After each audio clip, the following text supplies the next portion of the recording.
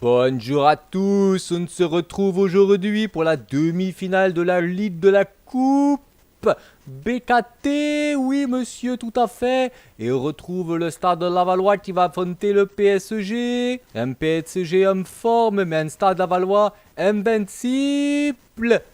Entraîné par le merveilleux, par le grand, par le formidable Patrick Balkany. Oui, tout à fait, Patrick. Patrick est invincible. Patrick est le meilleur. J'aimerais tellement que Patrick me fasse des enfants qu'il m'encule à sec. Oui, oui. Ah, les joueurs s'arrêtent. Que se passe-t-il? La Légion marche vers le front. En chantant nous vaincrons. Héritiers de cette tradition, nous aussi nous marchons.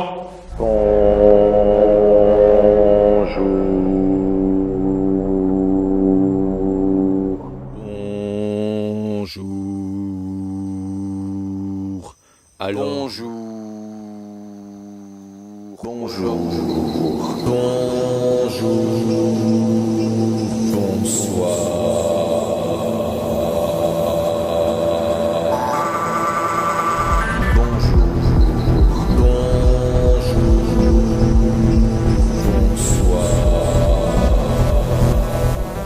Jouissance assurée. 10 sur 10. Bon alors les jalouses, comment ça se passe là Vous voyez, là je suis dans ma zone de confinement, je m'éloigne tout doucement de chez moi, voilà, bon je suis confiné, voyez bien que pour moi c'est vraiment très dur d'être confiné chez moi, et là je pense que je vais commettre une folie, ne refaites pas ça chez vous, je vais sortir de la zone de confinement, je pense que là on sort de mon terrain, après cette barrière d'arbres là qui représente, sans doute, hein, ça doit être ça, hein, qui représente la fin de chez moi quoi, je vais... ben voilà, je quitte mon chez moi, vas-y. Je suis chaud. J'espère que je vais survivre. Hein. Oh, je suis passé, la police n'est pas là, j'ai pas d'attestation sur moi, je suis inarrêtable, je suis éternel. En fait, je me suis perdu. Voilà, donc je sais pas par où ressortir, par où rentrer chez moi. Vous avez envie que je vous raconte une histoire, n'est-ce pas? Vous mourrez d'envie que je vous raconte une histoire. Laissez-moi vous conter une petite histoire. Il était une fois le Gargouilleux. Le Gargouilleux tenait un magazine qu'il a appelé le Gargouilleux Magazine. Il était laid, terriblement laid. Il faisait peur à tous les gens qui osaient croiser son regard. Mais Dieu, dans son infinie bonté, lui a accordé l'intelligence de la gauche authentique. C'est lui. Mais là, on va surtout voir que Juju emploie un mot qu'il ne comprend pas, il n'est pas du tout dans l'histoire. Et donc, plutôt que vous en prendre à moi, qui ne suis que le messager de la bêtise de votre gourou, prenez-en à votre gourou pour vous avoir raconté n'importe quoi, hein. N'allez pas frapper le pauvre messager, moi qui suis si frêle, si veule, si faible. Voilà, que tu dis de la merde sur le CNC. Solange, ta vidéo sur le cinéma français est là. La question, c'est quand est-ce que tu vas faire mea culpa? Parce que là, t'es tout beau à faire le fier, regarde, je fais pas de montage, mon propos il est continu comme ça, etc. Mais clairement, tu dis de la merde. Et c'est ça que je te reproche. C'est pour ça que j'ai fait ma première vidéo. Tu es le symptôme d'un cancer généralisé où les gens, en fait, ne s'intéressent plus à la réalité. Ils ont une opinion qui est fausse, qui est basée sur rien, fondée sur rien, et tu es là en train de dire de la merde sur Internet pour essayer de convaincre des gens qui sont déjà d'accord, qu'ils ont raison. Mais John n'est même pas son vrai prénom, donc c'est absolument ridicule d'opter pour un prénom anglophone comme ça. Alors je pourrais l'appeler Corinne, mais je vais plutôt l'appeler Tom Tom et Nana. Si vous ne savez pas pourquoi je l'appelle comme ça, lui, il saura. Et donc, pourquoi est-ce que je veux parler de lui? Tout simplement parce que c'est un côté jouissif de tirer sur l'ambulance. Et aussi parce que ça fait longtemps qu'il me crache dessus, qu'il m'insulte, et qu'il a même menacé de me casser la gueule. Donc bon, là mon but, ça va pas être de me venger, je ne suis pas dans le ressentiment, mon but va être tout simplement qu'il ait honte d'ouvrir à nouveau sa bouche. Ah. D'accord? Ok. Très bien. Je suis ravi de ces précisions. Merci aux Lumières parmi les Lumières de nous avoir éclairés sur comment critiquer un Marvel. Vraiment, maintenant, je me sens tellement plus intelligent, tellement plus cinéphile, et j'espère ne pas recommettre les mêmes erreurs. Bon, on est d'accord, en vrai, tu as du mal, hein. Ta vidéo, c'est un peu de la merde. Et il m'a dit que ça aurait pu être un débat constructif. Mais en fait, ce qu'il n'a pas compris, c'est que je ne veux pas d'un débat constructif avec lui. C'est-à-dire que moi, je n'ai aucune raison de débattre avec lui. C'est tout comme je ne débat pas avec un enfant de maternelle. D'accord? Éventuellement, j'éduque l'enfant de maternelle, mais je ne débat pas avec lui. D'accord. Margot, qui est une blogueuse cinéma, d'origine vietnamienne, 100% vietnamienne, hein, d'ailleurs, elle est très fière de ses origines, hein, voilà, on note. Et donc, elle nous parle du racisme anti-asiatique. Alors, je vais la défoncer. Et tu vois, le monde n'est pas tout bien ou tout mal. C'est juste que parfois, il y a des gens, à force d'être en cercle fermé, à s'auto-congratuler, à s'auto-sucer. Regarde là. Eh bien, qu'est-ce qu'ils font? Eh bien, ils se radicalisent tout seuls, comme des bêtes. On va en reparler après, d'accord? On va en reparler après, parce que ça te rend pas intelligent, d'accord? De te radicaliser tout seul. Et oui, en fait, ouais, du coup, oui, j'ai écouté ton conseil, je suis allé voir ton analyse de Whiplash. Alors, faut savoir que, on s'est bien foutu de ta gueule quand même sur Twitter, voilà, parce qu'après, on s'était là tous, le découpage, et puis on dit, oh, regarde la contre-plongée, etc. On va être honnête, là, ça commence à devenir très intéressant. On va aller voir ton analyse de découpage. J'espère qu'elle est bien. J'espère qu'elle est bien. J'espère que tu vas nous apprendre des choses, hein, parce que sinon... Non, en vrai, je vais être très méchant. Alors, mon but n'est pas, moi, de combattre les bouffeurs de carottes, d'accord? J'en ai rien à foutre. Je dis que c'est un nihilisme, c'est factuellement un nihilisme. Par contre, moi, tant qu'ils ne s'amusent pas à faire de la morale d'esclave, moi, je m'en fous, totalement. Mais vu que JMDO adore me voir parler, adore me voir lire, eh ben, je vais lire un extrait de Nietzsche qui caractérise très bien les bouffeurs de carottes. Quand il y va de ta santé, n'hésite pas, qu'importe, mais fais-le sans bruit. Il est ridicule de parler avec enthousiasme de légumes verts. Il faut pour cela n'avoir pas grand-chose en tête. Donc JMDO, lorsqu'il s'extasie devant sa nourriture végan, peut-être est-ce juste qu'il n'a pas grand-chose en tête. Et je pense que Schopenhauer a raison. J'ai hâte d'accéder à la quintessence de l'esprit de Valek. Au cinéma. Et comment qualifier MJ, comment qualifier cette vidéo, si ce n'est d'astre solaire, de lumière, de bénédiction divine, ou bien même tout simplement de Messie, car son analyse cinématographique est tellement puissante, tellement belle, tellement juste, que je n'ai plus qu'éprouver de l'humilité. Du name dropping. Non mec, parle en français déjà, t'es en France, tu parles en français, putain, respecte-toi mec, respecte-toi. Moi je t'accuse de racisme envers la typographie. Population autochtone. Si l'Afrique est pauvre, c'est à cause des colons. Facho. Valek, intimidé par la question, commença par sourire, avant de décaler sa main, doucement, sur le jeans de son camarade. Attention. Valek jouit timidement. Certaines personnes médiocres croient même que Hitman est un bon film. Bon, la youtubeuse beauté est énervée. Qu'est-ce qu'elle a? Parce que moi, si je m'en réfère à Épithète, je pourrais dire que l'énervement, c'est un peu synonyme d'être une prostituée. Eh oui, je lis. Alors j'ai déjà lu plusieurs fois, mais je le relis pour vous. Si on confiait ton corps au premier venu, tu serais indigné. Et toi, tu confies ton âme au premier venu pour qu'il la trouble et la bouleverse par ses injures. Tu n'en as pas de honte? Et puis mec, si tu veux parler forme, et je sais pas si ta vidéo est tellement mieux que la mienne. Moi, je me sens pas pseudo-artiste à mettre 2 néons pourris pour faire croire que je suis Nicolas Winding Refn et je suis pas là en train de fumer parce que je me prends pour un émo trop dark avec des lunettes de cycliste des années 90 et puis une mèche dans la gueule pour cacher mon visage. Franchement, les émos, c'est une espèce disparue depuis 2007. C'est lorsqu'il va ouvrir un dictionnaire pour regarder la définition de nihilisme. Alors, peut-être qu'il est un peu bête, peut-être qu'il est simplet, sans doute même d'ailleurs, peut-être les carences lui montent au cerveau. Mais on ne peut pas résumer l'histoire du nihilisme, les différentes définitions du nihilisme, sachant qu'il y a quand même maintes philosophes qui ont parlé du nihilisme en 3 lignes sur un dictionnaire. On est quand même d'accord de ça. Hop, ils iront vérifier par eux-mêmes. Faudrait pas que le lecteur en ait plus que pour son argent, évidemment. Attends, ouais.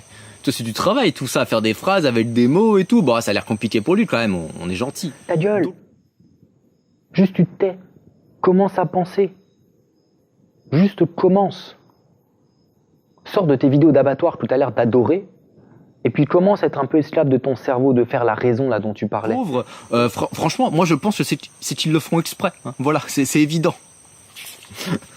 Franchement, qui ne serait pas convaincu par cette argumentation-là? Quand même, il y a eu pour 6 € de réflexion. Là, tu sens que t'en as eu pour ton argent. Tu sens que Valek, il a réfléchi, il a pensé, il a pesé chaque mot.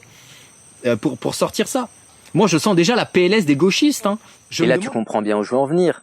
Lorsqu'on dit quelque chose, c'est quelque chose qui ne va pas de soi. Tu comprends? Si tes vidéos étaient si bien, tu n'aurais pas besoin de le répéter à longueur de temps. Les gens te croiraient, les gens sauraient qu'elles sont bien, mais non, tu es obligé de répéter sans arrêt. Ouais, elle est bien ma vidéo, hein. Elle est bien ma vidéo. Franchement, elle est bien, hein. Franchement, elle est bien. Mec, c'est juste que ça va pas de soi qu'elle soit si bien. Ou ça. Bref, vous l'aurez compris, décadence n'est absolument pas justifiée, ne justifie absolument pas son propos. On s'en fout, c'est juste une insulte totalement gratuite. Toi, t'es décadent, t'es décadent, mais qu'est-ce que ça peut bien foutre d'être décadent qu'on peut lui reprocher? Après, Psychologie Magazine, c'est clairement de la merde. Donc pour moi, c'est comme quand tu vas voir un film de merde et tu vas dire « Oh mais regarde, c'est sexiste !» Bah ouais, tu regardes de la merde, enfin, on s'en fout que ça soit sexiste. Le film, c'est de la merde au départ. Bah voilà, c'est pareil, tu lis Psychologie Magazine. Si tu t'attends à trouver des trucs intelligents dedans, bah écoute, tant pis pour toi. C'est comme si tu regardes une vidéo de Nana et tu te dis « Oh tiens, j'ai trouvé des trucs intelligents dedans !» Ben non, tu te fourvoies totalement. Mec, à un moment donné, si tu veux argumenter, va falloir quand même des putains d'arguments, parce que là, ça ne marche pas, c'est un sophisme. Ça commence bien ta vidéo. Un oubli majeur et un sophisme. Mais est-ce que c'est pas quand même bizarre pour un fan de Paul Verhoeven d'occulter totalement sa période hollandaise? Des héros, il te dit « Tiens, ça c'est bien pour toi, mange !» Et quand je dis que Disney, ce n'est pas que du divertissement et que ça a un impact colossal sur toi, faut bien comprendre que c'est vrai, que ce type-là en est l'exact exemple. Ce type-là est un aliéné. D'accord, Disney l'a totalement aliéné. Disney lui a fait perdre tous ses repères. Disney a fait en sorte qu'il soit incapable de comprendre ce qui est bien dans le cinéma et ce qui est juste mauvais. De comprendre ce qui fait la qualité et de comprendre ce qui fait la nullité. Et le plus gros problème, c'est qu'il n'est pas tout seul. C'est qu'ils sont des milliers, des millions à être là comme ça, totalement obsédés par Marvel, à baver du Marvel, à ne pas savoir en sortir, à réciter la morale de Marvel. On va y venir juste après. Et je pensais d'ailleurs avoir tout dit dans ma vidéo précédente où je traitais des scènes d'action réalisées par les frères Russo, à savoir les scènes d'action de Captain America 2, Captain America 3, Avengers 3 et Avengers 4. Des scènes d'action qui étaient totalement nulles, moches, inconséquentes et totalement inutile. Là encore une fois, c'est une pétition de principe. D'où Thor 2, c'est pas un film absolument abominable. Moi je suis désolé, Thor 2, pour moi c'est un des pires films, c'est une des pires purges qui est possible de faire en termes de blockbuster. Il le montre bien dans son truc. Bah y a rien qui bouge, tout est statique, les plans ils ont aucun sens, ils ont aucune signification, ça bouge mais en fait ça pourrait bouger dans un sens, ça pourrait bouger dans l'autre, on s'en fout. Clairement c'est du travail de tocard. Joss Whedon est un tocard. Pour vous donner un autre exemple de personnage très maltraité, c'est Thor. Thor, je déteste Thor. C'est vraiment de la merde. Mais dans Thor 3, le Thor Ragnator, là, ou je sais pas quoi, Ragnarok. Parce que sinon les gens me disent « Oh mais il sait pas dire Ragnarok, il sait pas dire Ragnarok. » T'es con ou quoi? Thor, il perd son substitut phallique, là, de merde, là, son petit marteau qui faisait qu'il était absolument ridicule quand il se battait, genre « poum, poum, ah, poum ». C'était absolument moche, c'était ridicule. Le mec, il devient borgne, il commence à avoir sacrément la classe. En plus, c'est un bon acteur, il l'a prouvé avec le film Hacker de Michael Mann, que je vous invite absolument à voir. Et puis surtout, il devient réellement, fondamentalement, l'incarnation du dieu du tonnerre. C'est-à-dire que lorsqu'il se jette sur quelqu'un, t'as la musique de Led Zeppelin qui vient avec, qui est absolument magnifique, la Immigrant Song. Et ça en jette, c'est peut-être l'une des rares scènes du MCU que je trouve correcte. Bon, si elles sont pas désamorcées par des blagues toutes les 30 secondes, ce qui casse un peu le truc. Mais clairement, ça en jette. Sauf qu'après, dans l'Avengers 3, qu'est-ce qu'on fait? Eh ben, on lui refait un substitut phallique, parce qu'il faut qu'il ait un substitut phallique. À ma précédente vidéo, j'ai perdu mon substitut phallique, et maintenant, il m'en faut un nouveau. Et le mec, il chope même un œil de verre, alors qu'il y avait putain de la classe en étant borgne. Quel est le putain de problème? Vous n'allez pas me faire croire que c'est une évolution cohérente, que c'est une évolution qui est censée... C'est de la... Moi, les films Marvel, j'aurais aimé qu'ils fussent bien. Mais clairement... le film c'était de la merde et je dirais même que c'était pas de la merde à cause d'elle parce qu'on va être honnête, c'est pas elle qui prend le sabre et qui fait foup, hop au début du film, hop il part comme ça, c'est pas elle qui fait ça, hein. C'est pas elle qui se téléprojette par la force, enfin c'est pas elle qui fait ça, donc et puis les choix c'est pas elle qui les a pris, c'est Rian Johnson. Après, de toute manière, faut pas oublier qu'un acteur, c'est du bétail, donc il a pas son mot à dire, il ferme sa gueule et puis il joue. Par contre, je pense qu'elle a catalysé les remarques sur Star Wars 8, qui a énormément déçu parce que c'est un vrai film de merde, au même titre que le 7, au même titre que Rogue One, au même titre que Solo, hein, qu'on ne se le cache pas. Parce qu'elle avait un nouveau personnage qui sert pas à grand chose, en plus, qui est gnangnan et tutu. Donc ouais, forcément, son personnage accumule les défauts. Et c'est plus facile de s'en prendre à elle que de s'en prendre à notre héros d'enfance qui serait Mark Hamill. Or qu'en vrai, le vrai problème du film vient de Mark Hamill. Enfin, vient pas de Mark Hamill, vient du personnage de Luke dans le film, qui est totalement de la merde. Mais ouais, du con, putain, regarde sa putain de filmographie. T'es juste un putain d'abruti, mec. Un putain d'abruti. En fait, ta culture lacunaire du cinéma devrait te pousser purement et simplement à l'humilité. À l'humilité. Tu devrais, en fait, arrêter de faire des vidéos. Tu devrais dire, je ne sais pas, j'apprends, aidez-moi à apprendre. Et en fait, c'est pour ça que tu ne parles que de morale dans tes vidéos. Tu ne parles que de morale dans tes vidéos, tout simplement et purement parce qu'en fait, parler de cinéma, c'est trop compliqué pour toi. Et toi, la notion de bien-mal d'un enfant de 3 ans, ça t'arrive à faire. C'est-à-dire, ah ouais, regardez, oh machin, ils sont pas gentils, ils sont méchants et tout. Ça t'arrive à faire. Ça, pour faire de la morale d'esclave, il y a pas de problème. Ça, il y a pas de souci. Oh là, t'es super bon, hein. Là, t'es super bon. Ah ouais, les gens, ils sont méchants. Ça t'arrive à faire, hein. Être un petit con, là, comme ça, y a pas de problème. Et donc là, on est dans les menaces. Alors moi, je comprends, voilà, ça fait partie du jeu. Il a envie de jouer au viriliste, même si bon, clairement, lorsqu'on a un émo qui habite dans le grenier de ses grands-parents, bon, voilà, moi, je me la jouerais pas viriliste à ta place, mais je note. Mec, à quand est-ce que tu vas la fermer? Quand est-ce que tu vas la fermer? C'est ça la question. À quel moment tu te tais? Lorsqu'on ne se connaît pas sur un sujet, le minimum, c'est soit de se taire, soit d'aller se renseigner. Toi, tu ne l'as pas fait, t'es pas allé te renseigner, tu t'es pas renseigné sur moi, tu t'es pas renseigné sur Nietzsche, tu t'es pas renseigné sur Épictète, tu t'es renseigné sur personne, sur que dalle. Pourquoi? Parce que tu es tellement pétri de certitude, comme ça, dans ton petit complexe de supériorité, genre, oui, moi je suis végétalien, oui, je suis végétalien, moi je mange pas de viande, pas d'œufs, pas de lait. Alors pour montrer que ton défi c'est de la merde, je vais te proposer un défi similaire. Mon but c'est que tu te mettes une poule sur la tête, qu'elle te chie dessus et que tu te filmes en le faisant. Donc là, MJ, maître de lumière. Absol. Alors pour ceux qui s'intéressent, Absol, je le déteste parce que c'est quelqu'un qui fait énormément de signalements de vertu. Il est toujours en train de dire voilà, moi je suis parfait, je le supporte pas. Mais donc moi je suis allé voir After, moi monsieur, j'ai souffert monsieur. After, pour ceux qui ne savent pas, c'est adapté d'une fanfiction One Direction. On est au sommet là. Là, tu lis le truc de Valek, tu vois un exposé de CM1 d'un pauvre gamin qui a du mal à aligner 3 mots. On se rend bien compte qu'on est dans le même cas, c'est-à-dire qu'en fait la Régis, il peut dire du bien de Kurosawa, mais vu qu'il a aimé Avengers et qu'il est incapable de faire la différence entre les deux, qu'il met tout au même niveau, en fait son avis on s'en bat les couilles mais d'une force cosmique. Son avis ne vaut rien, il ne peut rien valoir.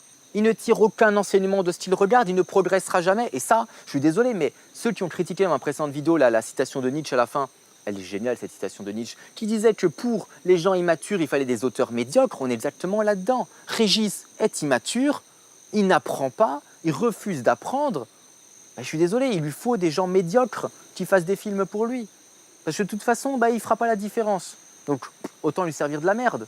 En vrai, ça coûte beaucoup moins cher de produire du Big Mac pour tout le monde que de produire du restaurant gastronomique pour tout le monde. À partir de là, soit vous êtes des groupies et vous continuez à croire ce qu'il raconte, soit vous vous remettez en question, vous dites bon, la prochaine fois que je regarderai une de ces vidéos, j'aurai quand même conscience que c'est un peu un bouffon. Par contre, la condition du travailleur, elle t'importe peu. C'est bien pour ça que je dis que tu es un bourgeois. C'est-à-dire que toi, tu défends ta classe dominante. Hop, on corrige. Scolaire, c'est que tu as besoin de ta petite grille.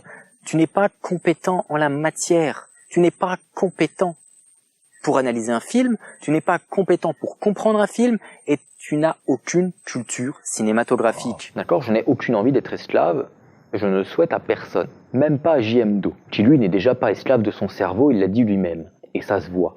Ça s'entend surtout. Ce que je veux dire par là, c'est comment est-ce qu'on peut faire confiance à quelqu'un qui fait des erreurs aussi grotesques? Comment est-ce que tu peux espérer qu'il va pas te manipuler, qu'il va pas juste te raconter n'importe quoi? Je t'ai défoncé, je t'ai démonté, je l'ai refait. D'accord? Je t'ai redémonté, j'ai montré que tu ne connaissais rien à la philosophie, rien à l'histoire, rien à la culture. D'accord? Tu es un inculte bourgeois avec un Mac. Les Français ont perdu malgré son courage. Rochdy ne met pas en valeur l'histoire de France, il met en valeur ce qui l'arrange lui. Et donc là, forcément, je suis taquin, mais j'ai une question. Comment est-ce qu'on fait pour mesurer la teneur en héros dans l'histoire d'un pays ou d'une nation, Moi, j'aimerais bien savoir, parce que lui, il a l'air persuadé que la France a les meilleurs héros. Est-ce qu'il y a une échelle du Rochdy? Vous savez, une échelle comme l'échelle de Richter, pour mesurer les tremblements de terre, une échelle du Rochdy. Et puis, les nations, plus elles ont de héros, plus elles sont hautes dans l'échelle de Rochdy. Et puis, vous le savez, c'est une échelle ouverte. La France est pour l'instant au sommet de l'échelle de Rochdy, mais peut-être qu'un jour elle sera dépassée par une autre nation. Elle est fabuleuse cette échelle, non? C'est une échelle extrêmement sérieuse. On sent que Juju il a travaillé pour produire cette échelle dans tous les peuples. C'est du soft power. J'en avais déjà parlé lorsque j'ai parlé de Disney. Disney il te reprend Mulan, il te reprend Hercule, il te reprend Vanilla, je sais pas quoi là, Moana. D'accord? C'est-à-dire qu'il va adapter des contes d'Andersen, il va t'adapter des contes chinois, il va t'adapter des légendes polynésiennes pour en fait te faire une histoire finalement totalement calibrée, inintéressante,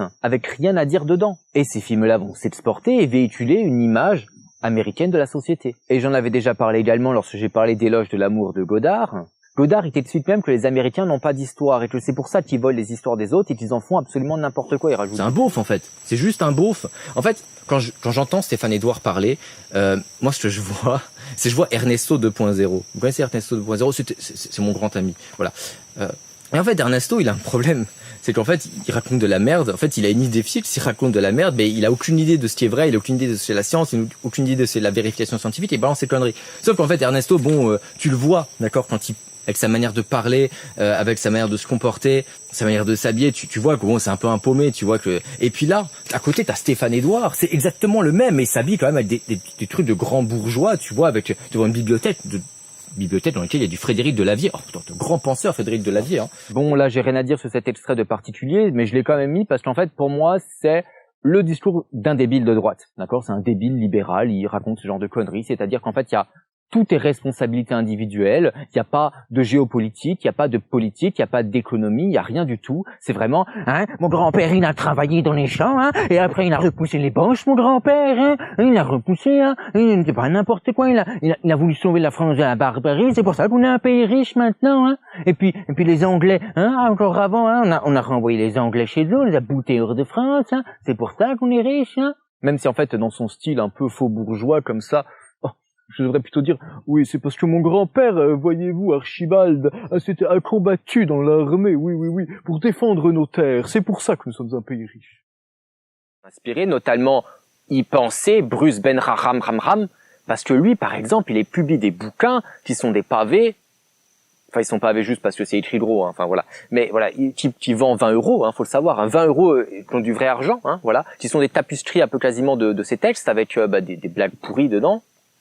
On dirait un petit vieux comme ça, tu sais, qui fait des blagues pour les jeunes et puis il se dit « Oh, je suis trop jeune, je suis trop dynamique. Voilà, je suis un vrai macroniste. » Et donc, il passe encore plus pour un vieux con ringard. Voilà. Tu sais pas.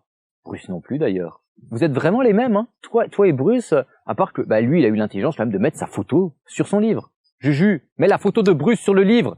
La photo. Pour aussi, de vous faire déprécier le métier de psychologue et les soins que le psychologue peut apporter. Tout ça, bien sûr, pour vous orienter vers ces formations à 175 € la matinée. Et 175 €, bien sûr, pour la suite de la formation l'après-midi. Voilà. Qui, bien sûr, ne sont pas remboursés par la sécurité sociale et qui ont un fondement scientifique sans doute très très riche. Et je peux l'utiliser, mais ça te donne un point Bruce Benramram. Vous connaissez pas Bruce Benramram ?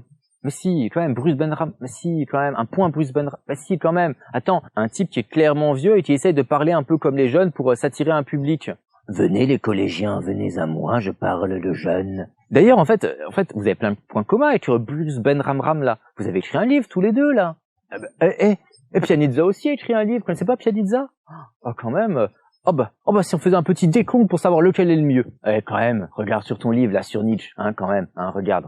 Bruce, il fait un peu mieux que toi, quand même, Regarde, Bruce, il a pris une image de stock image, il a mis sa gueule dessus, et boum, ça se vend. Toi, ton livre, est-ce qu'il se vend? Ben non, il est même pas édité, c'est auto-édité. Regarde Bruce, un point pour Bruce. Et pareil, Pianizza, là, il s'est amusé à faire un dessin. Enfin, il a demandé à quelqu'un de faire un dessin. C'est marqué, là. Mais il a pas compris. Fallait mettre la photo de Bruce sur la couverture. C'est comme ça qu'on vend des livres, mettre la photo de Bruce. Présenter l'histoire avec des anecdotes. Oh putain. Alors, donc là, il avoue, en fait, il ne parle pas d'histoire, qu'il parle juste d'anecdotes. On est d'accord. Mais en fait, du coup, j'avais raison. Il copie Bruce Benramram. On a un nouveau point Bruce Benramram. Parce que Bruce Benramram, c'est ça. C'est-à-dire, en fait, tu fais des vidéos sur la science, soi-disant, et en fait, c'est juste une série d'anecdotes. Il va t'expliquer que, tel grand scientifique, il a fait ça, et puis il va te raconter ça dans une histoire. Ce qui fait que t'as l'impression d'avoir appris un truc, mais en vrai, on te met l'équation devant les nez. Est-ce que tu sais la faire, l'équation? Bah non, je sais pas. Il est où Maurras? Il est où le Maurras actuel? Est-ce qu'il y a un Maurras actuel ici, là? Maurras? Charles? Il est pas là, Bonjour.